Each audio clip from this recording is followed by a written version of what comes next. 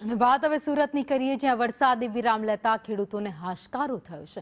ડાંગરના પાકને સુકાવવા માટે રસ્તા ઉપર પાથરવામાં આવ્યો છે। ડાંગરનો પાક પલળી જતા નવા અંકુર ફૂટી પડ્યા છે।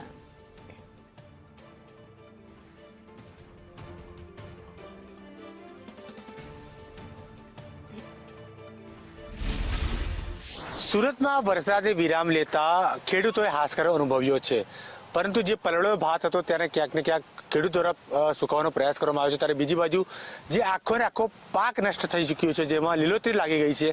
તમે આ સીધા દ્રશ્યો જોઈ શકો છો, આ લીલોતરી છે અને જ્યારે આ ભાતમાં લીલોતરી લાગી જાય એટલે અંકુર ફૂટીને જ્યારે આ લીલોતરી આવી જાય તો તેને ના કોઈ મિલવાવ લે, કાં તો કોઈને કોઈ ખવડાવવાનું કોઈ કામ નથી આવતું, ત્યારે તેને છેલ્લે ફેંકી દેવામાં આવે છે।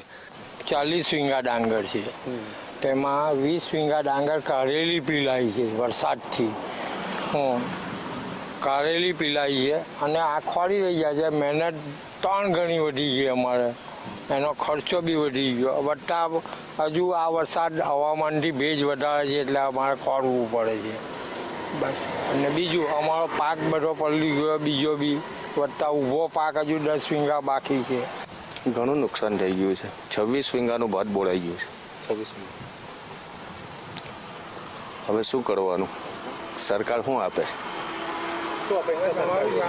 અપેક્ષા શું રાખશો સરકાર પાસે? કેમ કે હજી તો ઘણી બધી ચર્ચાઓ ચાલે છે। સરકાર ઘણી બધી ચર્ચાઓ કે ઉદ્યોગપતિ પણ સાથે આવે અને કઈ સહાય આપવાની પણ વાતચીત કરવામાં આવે છે, સર્વેની પણ વાતચીત કરવામાં આવી રહી છે। હવે આ ભાત જ કોણ લઈ જાય? પહેલો એક સવાલ છે। નથી વેપારી લેવા આવતા, નથી હવે આ મંત્રીમાં ભેજ આવે। કેમેરામેન ભૂષણ ચૌધરી સાથે જયેન્દ્ર પાંડે।